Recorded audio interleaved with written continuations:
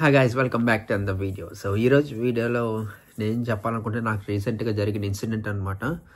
So ఇక్కడ UK police వాళ్ళతో జరిగిన ఇన్సిడెంట్. సో యూకే పోలీసులు అయితే పట్టుకున్నారు నన్ను. సో బేసికల్గా ఇక్కడ ఏంటంటే యూకే పోలీసులు వాళ్ళు 2 టైప్స్ ఆఫ్ కార్స్ అయితే యూజ్ చేస్తారనమాట. ఒకటి మార్క్డ్ కారు అండ్ ఇంకొకటి వచ్చేసి అన్మార్క్డ్ కార్ అనమాట. సో మార్క్డ్ కార్ ఏంటంటే సేమ్ మనకులాగా పోలీస్ అని రాసి ఉంటుంది కార్స్లో. So blue lights, siren, police అని రాసి ఉంటుంది. పోలీస్ డ్రెస్ వేసుకొని వాకీ టాకీస్, కెమెరాస్, అవన్నీ మొత్తం బేసిక్ ఎక్విప్మెంట్ అయితే అంతా ఉంటుంది అనమాట. అన్మార్క్డ్ కార్స్లో ఏమవుతుంది ఏంటంటే సేమ్ మన normal car, personal cars, own cars ఎలా ఉంటే అలాగ ఉంటే మనకు తెలియదు. అది పోలీస్ కార్ అని తెలియదు, వాళ్ళు పోలీసులు అని కూడా తెలియదు. పైన లైట్స్ కూడా ఉండదు, బీకాన్ లైట్స్ ఉండదు, లేదా స్ట్రెచబుల్ లైట్స్ ఉండదు, సైరన్ ఉంటుంది, కానీ ఇంజిన్ లోపల ఉంటుంది అనమాట, బయటికి వినపడదు. లైట్స్ ఉంటాయి దానికి. అన్మార్క్డ్ కార్స్ లైట్స్ ఎక్కడ ఉంటాయి అంటే లోపల డోర్ లోపల మిర్రర్స్కి సైడ్స్కి ఉంటాయి అనమాట. మొత్తం 4 సైడ్స్, ఫ్రంట్ బ్యాక్ సైడ్ గ్లాసెస్కి లోపల ఉంటాయి అనమాట లైట్స్.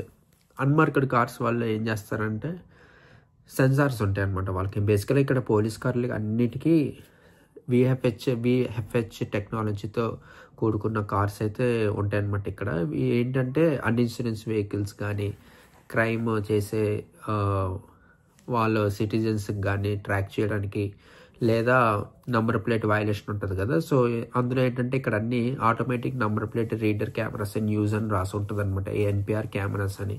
సో ఆ సాఫ్ట్వేర్స్ కానీ అన్నీ అక్కడ కెమెరాస్ ఉంటాయి, ప్లస్ కార్స్కి కూడా ఈ టెక్నాలజీ అన్నీ ఉంటాయి అనమాట.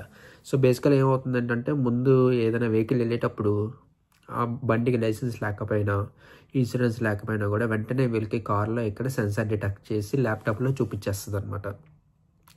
ఆ ల్యాప్టాప్లో చూపించినప్పుడు ఏం చేస్తారు, అప్పటిదాకా మనకు తెలియదు నార్మల్ కార్ అనుకుంటే, ల్యాప్టాప్లో చూపించినప్పుడు సడన్గా లైట్స్ ఆన్ చేసేసి, బ్లూ లైట్స్ ఆన్ చేసేసి సైరన్ వేసుకొని మీదకి వచ్చేసి ఆపేస్తారనమాట. సో అది రీసెంట్గా జరిగింది. నా బండికి ఇన్సూరెన్స్ రెన్యూవల్ చేయించుకోవాలి. సో అబౌట్ రెన్యూవల్ టైంలో వాళ్ళు జస్ట్ ఒక 1 డే ఉందనంగా ఆపేస్తారనమాట. ఉందనంగా వాళ్ళు ఆపేసి అది ఎట్లాగా రెన్యూవల్ చేయించుకోలేదు మీరు ఇంకా అని చెప్పి ఆపారనమాట. Your bike doesn't have the renewal insurance అని చెప్పి ఆపేశారు. ఇక్కడ ఇన్సూరెన్స్కి ఇచ్చినంత ఇంపార్టెన్స్ అసలు చేతిలో దండం పెడతారు మీరైతే, అంత ఇంపార్టెన్స్ అనమాట. ఇన్సూరెన్స్ లేదనుకోండి బండికి, ఇంక మీరు అయిపోయినట్టే. ఇంకా మీరు గుద్దినా కూడా పర్లేదు, ఏదో కాంప్రమైజ్ చేసుకుని మాట్లాడుకొని వెళ్ళిపోవచ్చు. కానీ ఇన్సూరెన్స్ లేకపోతే ఇంకా అసలు కత్తి మీద పేక మీద కత్తి పెట్టినట్టే ఉంటుంది. సో ఆపేశారు పోలీసు వాళ్ళు. ఆపేసి నన్ను ఇన్సూరెన్స్ లేదు, you have to make the insurance right now అన్నారు. ఓకే అని చెప్పి రెన్యూవల్ చేసుకుంటానని చెప్పాను. కరెక్ట్ టైంకి యాప్ కూడా క్రాష్ అయిపోయింది అనమాట. ఇన్సూరెన్స్ యాప్ అనేది క్రాష్ అయిపోయింది, నేను చేయించుకున్న ఇన్సూరెన్స్ యాప్ కూడా. సో ఆ టైం పనిచేయలే. తను ఏం చేసిందంటే అప్పుడు ఆ పోలీస్ ఆఫీసర్లు 2 ఉన్నారు, ఒక లేడీ, ఒక కుర్రోడు అనమాట. జస్ట్ ఒక 22-23 ఇయర్స్ ఆఫ్ ఏజ్ ఉంటుంది. సో ఆయన ఉన్నాడు లోపల. ఇక్కడ లోపల గన్ను, యాంకిల్స్, బేసిక్ కిట్ అంతా కూడా బేసిక్ పోలీస్ కిట్ అనమాట. ఒక పర్సనే హ్యాండిల్ చేయాలంటే ఏ కిట్ ఉండాలో మొత్తం వాళ్ళకి ఉన్నాయి. బ్లాక్ డ్రెస్లో ఉన్నారు, తెలియదు మనకి. వాకీ టాకీలు అనేవి లోపల ఉంటాయి అనమాట, వాళ్ళకి అన్నీ ఉన్నాయి. సో ఆయన చెప్పాడు, your bike doesn't have the insurance, you have to make it right now అని ఆయన అన్నాడు. ఆ పక్కన లేడీ ఆమె డ్రైవింగ్ చేస్తుంది, ఆమె కూడా దిగి అదే అంది. సరేనండి, I will renewal it now అని చెప్పారు. అయితే కరెక్ట్ టైంకి యాప్ క్రాష్ అయిపోయింది. ఓపెన్ కాలే ఎందుకో కరెక్ట్ టైంకి. నేను రేపు టైం ఉంది కదా, రేపు చేద్దాంలే, రేపే కదా ఆటోమేటిక్ డిటెక్షన్ అవుతుంది కదా అనుకున్నాం. అయితే వీళ్ళు ఏం చేశారంటే నేను ఇప్పుడు ఇన్సూరెన్స్ చేస్తానని చెప్పి నా మొబైల్ తీసేసుకొని 30 minutes ట్రై చేశారనమాట. గో కంపేర్ అని, చీప్ బైక్ ఇన్సూరెన్స్ అని చెప్పి రకరకాలుగా ఇన్సూరెన్స్లు అన్నీ ట్రై చేశారు. ఎక్కడ లేని యాప్స్, వెబ్సైట్స్ అన్నీ ట్రై చేశారు. అవలా 30 minutes ట్రై చేసిన తర్వాత we will seize your bike అని చెప్పారు. ఎందుకంటే ఇన్సూరెన్స్ లేదు కాబట్టి we will seize your bike అన్నారు. నేను అన్నాను, just give me 1 day, by tomorrow I will make it that insurance అని చెప్పారు. అయితే వాళ్ళు ఏమన్నారంటే, no, you have to go back to home, otherwise we will seize your bike అని అన్నారనమాట.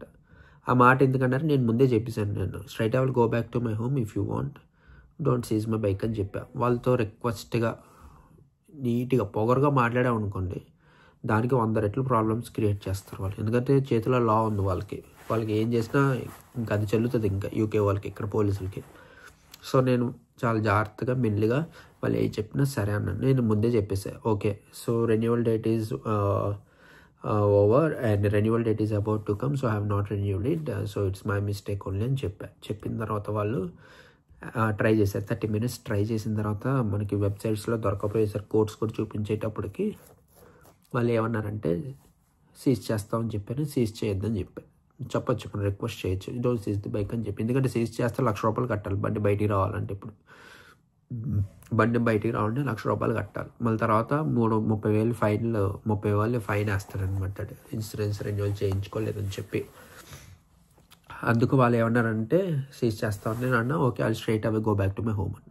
అంటే వాళ్ళు ఏమన్నారంటే okay you have to go back to my your home, we will follow you at your back, we will follow you అన్నారనమాట. నేను okay అని చెప్పాను. How far is your home అని అన్నారు. నేను అన్నా ఇట్స్ హార్డ్లీ 10 to 12 minutes అని చెప్పాను. Okay we will follow you అన్నారు. ఓకే అని చెప్పాను. వాళ్ళు అందుకే ఏం చేశారంటే నేను స్టార్ట్ అయిన తర్వాత యాక్చువల్లీ నేను షిఫ్ట్ నుంచి రిటర్న్ అవుతున్నాను ఆ టైంకి ఇంటికి. కరెక్ట్గా షిఫ్ట్ అయిపోయిన తర్వాత ఒక 5 minutes జరిగింది ఇదంతే. ఈవినింగ్ 7-7:30 ఆ టైంలో. సో ఫాలో అవుతా అన్నారు. ఫాలో అయిపోయిన తర్వాత నేను స్టార్ట్ అయిపోయిన తర్వాత నా గాతల ఇంటి దాకా వచ్చారు. బండి పార్క్ చేసిన తర్వాత వెళ్ళిపోయారు అనమాట. నా టైం బాగుండి వాళ్ళు ఇంకా ముందు ఫార్వర్డ్ అవ్వకుండా సరే అయితే నేను ఇంటికి వెళ్ళిపోయి మీ వెనకాతలు వచ్చేస్తా ఉన్నాను, ఇంటికి వచ్చేసారు అనమాట. సో అది నేను చెప్పాలనుకుంటున్నాను అనమాట. సో బండికి ఇన్సూరెన్స్ కంపల్సరీ. ఇక్కడ బండికి ఇన్సూరెన్స్ అనేది కంపల్సరీ. బండి ఇన్సూరెన్స్ లేకపోతే ఫసక్. మీరు కారు ఒకళ్ళు గుద్దినా అన్ఫార్చునేట్గా లేదా సడన్గా ఎవరినైనా గుద్దినా కూడా పర్లేదు, కానీ కార్ ఇన్సూరెన్స్ లేకపోయినా కానీ, నెంబర్ ప్లేట్ వయలేషన్ ఉన్నా కానీ, టైర్ సరిగ్గా లేకపోతే కానీ, ఇష్టం వచ్చినట్టు మోడిఫికేషన్ చేసేసి మనకి నచ్చినట్టు చేస్తా అంటే పోలీసు సైరన్ వేసుకొని అనగా అతలు వచ్చి ఆగుతారనమాట. ఇక్కడ చాలా స్ట్రిక్ట్ రూల్స్ ఉంటాయి. సో అందుకే పోలీసు వాళ్ళు కూడా అప్పుడు నాకు ఆపేటప్పుడు చెప్పారు, ఫ్రమ్ వేర్ యూ కేమ్ అని అన్నాడు. ఐ కేమ్ ఫ్రమ్ ఇండియా అన్న. అంటే వాడు ఏమన్నాడంటే in India all these rules may run without insurance or without licence, but in UK the rules are very strict అన్నాడు. ఎస్ సార్ అని చెప్పారు. So can I have your licence అన్నారు. ఇచ్చేసా. International driving licence ఇచ్చా, UK provisional licence ఇచ్చా. ఎందుకంటే permanent driving licence నేను ఇంకా అప్లై చేయలేదు. ఎందుకంటే అప్లై చేస్తే కారు కూడా ఒకేసారి తీసుకుందామని చూస్తాను.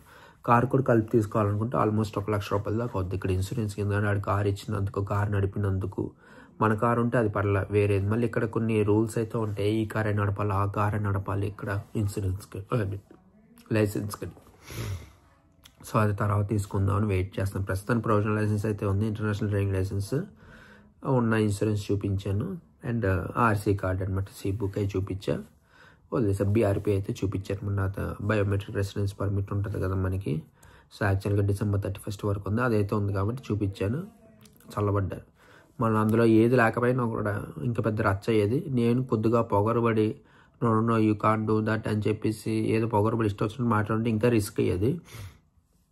అందుకే ఒకటి చెప్తున్నాం, మీరు ఎక్కడికి వెళ్ళినా కూడా ఏ దేశంలో ఉన్నా కూడా గప్పుకున్న అన్ఫార్చునేట్గా వైలేషన్స్ అవుతాయి. ఎందుకంటే మనకు ఒక కొత్త దేశంకి వచ్చినప్పుడు రూల్స్ అన్నీ తెలియాలని లేదు కదా అక్కడ. సో ఏదైనా జరిగినప్పుడు పోలీసు వాళ్ళతో మనం ఎంత వినయంగా ఉండి okay sir, okay madam request చేస్తూ మాట్లాడామనుకోండి, సేఫ్ సైడ్గా మనం బయటపడిపోతాం అనమాట. సో అది నాకైన ఎక్స్పీరియన్స్. అది సో అదేంటి, సో నాకైన ఎక్స్పీరియన్స్ అనమాట. So I was caught up by the police and they asked my licence and the present insurance, RC, BRP, driving license and all. Everything I gave and everything they have registered and they have checked. They said okay, so you have to make the insurance right now or else you will seize your bike, they said. And I said you can make the insurance right now. So the insurance did not happen for about 30 minutes. So then they said we'll seize your bike. I said don't seize my bike, just give me one day, by tomorrow I will make the bike insurance, I said. Then they said no, you have to make it now or else you have to go back to your home. I said okay, straight I will go back to my home. So I came back to my home అనమాట. So time అంతే, ఇంకా అంతకు మించి ఏం ఉండదు అందులో. Time బాగుండి బయటపడ్డా, లేదంటే యూకే పోలీసు వాళ్ళతో చాలా డేంజర్. అసలు ప్రతి దానికి లా ఉంటుంది, ప్రతి లైన్ ప్రతి సెంటెన్స్ ఒక ఫాలో అవుతారనమాట. అది ఫాలో అవుతారు, అది తూచా తప్పకుండా పాటిస్తారు. అది మన టైం బాగుంది కాబట్టి బయటపడ్డా నేను. మామూలుగా అయితే పిండేస్తారనమాట ఇన్సూరెన్స్ లేకపోతే బండికి. సో అది. సో ఖచ్చితంగా మీకు వీడియో అయితే నచ్చింది అనుకుంటాను. సో నచ్చినట్టయితే లైక్ చేయండి, షేర్ చేయండి. Thank you.